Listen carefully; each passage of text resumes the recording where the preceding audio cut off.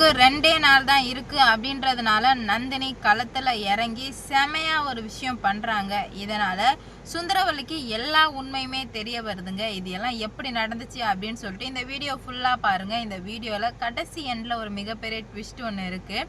நந்தினி ரொம்பவே குழப்பத்தோட இருக்காங்க. எப்படியாச்சும் ரஞ்சித்தை அனுப்பி வச்சுட்டு நம்ம ஏதாவது பண்ணணும் அப்படின்ற மாதிரி யோசிச்சுட்டே இருக்கும்போது நந்தினி சக்ஸஸாக ரஞ்சித்தை அனுப்பி வச்சிடுறாங்க.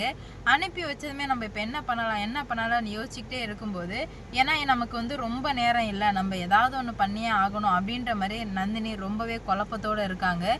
அப்போ தான் நந்தினிக்கு ஒரு ஐடியா தோணுது. நம்ம ஏன் அந்த காரை, ஏன்னா அந்த கார் வச்சு விளாண்டுட்டு இருந்தது சுந்தரவல்லிக்கு ரொம்பவே நல்லா தெரியும். அந்த காரை நம்ம ஏன் அம்மா கிட்ட எடுத்துகிட்டு போய் காட்டக்கூடாது? ஏன்னா அது ஒரு மிகப்பெரிய ப்ரூஃப். அதை எடுத்துகிட்டு போய் மெக்கானிக்கல் கடையில் காமிச்சாலே சொல்ல போகிறாங்க இதெல்லாம் கேமரா இருக்குது அப்படின்னு சொல்லிட்டு நந்தினி என்ன பண்ணுறாங்கன்னா, சரி நம்ம அம்மா கிட்ட சொல்லிடலாம், இதுக்கு மேலே டைமை வேஸ்ட் பண்ண வேணாம் அப்படின்னு சொல்லிட்டு நந்தினி என்ன பண்ணுறாங்கன்னா, சரின்னு சொல்லிட்டு உடனடியாக எல்லாருமே உட்காந்து பேசிகிட்டு இருக்காங்க. அப்போ தான் அம்மா அம்மா அவங்கக்கிட்ட ஒரு விஷயம் சொல்லணுமான்னு சொல்ல, என்கிட்ட பேசுகிறதுக்கே பயப்படும், என்னாடி என்கிட்ட ஒரு விஷயம் சொல்ல போகிற, மரியாதையாக இங்கேருந்து போயிடு அப்படின்ற மாதிரி சொல்கிறாங்க.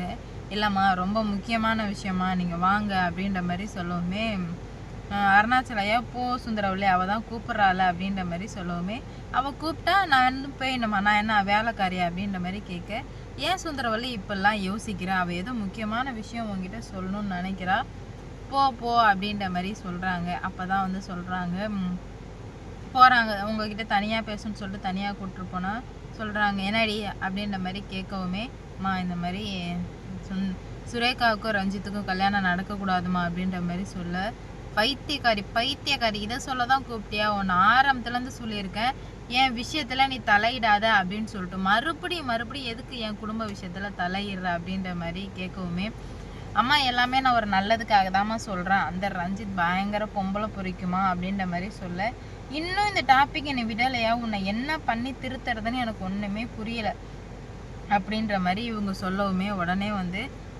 உங்ககிட்ட போய் பேசி நான் டைம் வேஸ்ட் பண்ணுறதுக்கு விரும்பலை அப்படின்னு சொல்லிட்டு இங்கேருந்து கிளம்புமே, கொஞ்சம் நேரம் பொறுமையாக இருங்க அப்படின்ற மாதிரி சொல்ல, என்ன தேடி பொறுமையாக இருக்கணும், இதுக்கு மேலே என்ன பொறுமையாக இருக்கணும், இப்போ கல்யாணம்லாம் எதுவும் வேணான்னு சொல்லிட்டு இருக்கியே, உன்னை என்ன பண்ணலாம் அப்படின்ற மாதிரி கேட்க, எல்லாமே ஒரு ஆதாரத்துக்காக அதாம சொல்கிறேன், ஏன் புரிஞ்சிக்க மாட்டீங்க அப்படின்ற மாதிரி கேட்குறாங்க.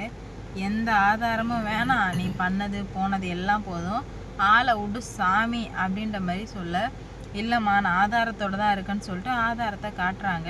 இங்கே பாருங்கள் ஆதாரத்தை அப்படின்னு சொல்லிட்டு காட்டவுமே, இது என்னடி அப்படின்ற மாதிரி சொல்ல, இந்த கார் யாரோட காருன்னு தெரியுமாமான்னு கேட்க, ஆமாம் இது மாப்பிள்ளை வச்சு விளாண்டுட்டு இருந்தான் அப்படின்ற மாதிரி சொல்லவுமே, இது விளையாட்டு கார் இல்லைம்மா, இது விபரீத காரு, இந்த காரில் தான் எல்லாரோட ட்ரெஸ் மாற்றுற வீடியோவுமே அவன் வச்சுருக்கான்னு சொன்னதுமே தூக்கி வாரி போட்டுருது. இன்னொரு வார்த்தை என் மாப்பிள்ளையை பற்றி ஏதாவது தப்பாக பேசினேன்னா கண்டிப்பாக நான் மனுஷனாகவே இருக்க மாட்டேன் அப்படின்ற மாதிரி சொல்ல, இல்லைம்மா நான் உண்மையை தான் சொல்கிறேன், ஏன் புரிஞ்சிக்க மாட்டேன்றீங்க, இது ரொம்ப பெரிய விஷயம், இது உங்களுக்கே நல்லா தெரியும், நான் பொய் சொல்ல மாட்டேன் அப்படின்னு சொல்லிட்டு, அப்படி இருக்கும்போது நீங்கள் ஏன் அதை புரிஞ்சிக்காமல் பண்ணுறீங்கன்னா தெரிலன்னு சொல்லிட்டு நந்தினி சொல்கிறாங்க. இதில் என்ன இருக்குன்னு கேட்க, இது மேலே கேமரா இருக்குமான்னு சொல்லவுமே, கேமராவா, அதுக்கெல்லாம் வாய்ப்பே கிடையாது.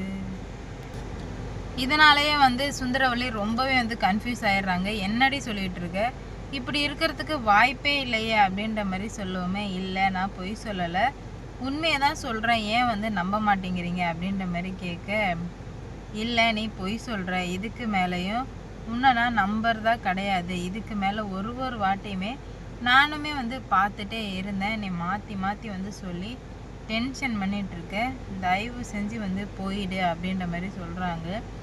இல்லைம்மா ஏன் புரிஞ்சிக்கவே மாட்டீங்க, நீங்கள் தயவு செஞ்சு என்னை புரிஞ்சுக்கிட்டு தான் ஆகணும் அப்படின்ற மாதிரி சொல்கிறதுக்கு, இதுக்கு மேலே ஒன்றை புரிஞ்சுக்கிறதுக்கு எதுவுமே இல்லை, நீ போ அப்படின்ற மாதிரி சொல்ல, இல்லை நான் போக மாட்டேன், இவ்வளோ நாள் இருந்துக்கிட்டே இருந்தது, ஆனால் இதுக்கு மேலே நான் இப்படியே விட்டு வச்சா நீங்கள் எல்லாருமே அப்புறம் அவனுக்கு பலிகாடு ஆகிடுவீங்க, ஏன் புரிஞ்சிக்கவே மாட்டேன்றீங்க அப்படின்ற மாதிரி கேட்டுட்ருக்காங்க.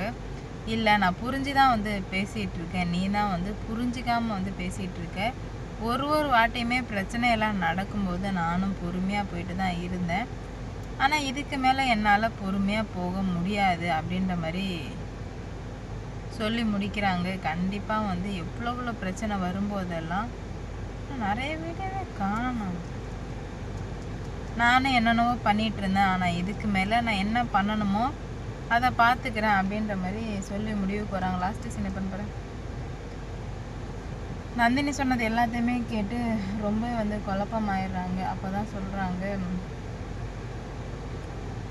11:33 இவ்வளோ பெரிய பிரச்சனையெல்லாம் வந்திருக்கவே கூடாது, இவ்வளோ பெரிய பிரச்சனை வந்ததை நான் எப்படி சரி பண்ண போகிறேன்னு எனக்கு தெரியலையேன்னு சொல்லிட்டு ரொம்ப வந்து குழப்பத்தோடு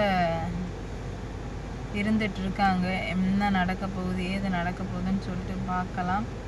இவ்வளோ பெரிய பிரச்சனை வரும் அப்படின்ற மாதிரி எதிர்பார்க்கவே இல்லை. இதனாலே வந்துட்டு சுந்தரவள்ளி ரொம்பவே வந்து குழப்பத்தோடு இருந்துகிட்ருக்காங்க. ஆகா, பிரச்சனை ரொம்ப வந்து பெருசாக போயிடுச்சு, இதுக்கு மேலே இதை சும்மா விடக்கூடாது, நான் தான் வந்து ஏதாவது பண்ணணும்னு சொல்லிட்டு பண்ணிகிட்ருக்காங்க. சுந்தரவள்ளி சொன்னதை கேட்க போகிறாங்களா இல்லையா, என்ன நடக்க போகுதுன்னு சொல்லிட்டு பார்க்கலாம். கண்டிப்பாக வந்து சுந்தரவள்ளி இவ்வளோ பெரிய முடிவு எடுப்பாங்க அப்படின்ற மாதிரி எதிர்பார்க்கவே இல்லைங்க. இதனால் ரஞ்சித் காலியாக போகிறான். சுந்தரவள்ளியை பற்றி தெரியாமல் இருந்த ரஞ்சித்துக்கு மிகப்பெரிய பிரச்சனை வரப்போகுது என்னன்னு அப்படின்னு சொல்லி போட்டு பொறுமையாக பார்க்கலாம். லைக் பண்ணுங்கள், ஷேர் பண்ணுங்கள், மறக்காமல் சப்ஸ்கிரைப் பண்ணிக்கோங்க.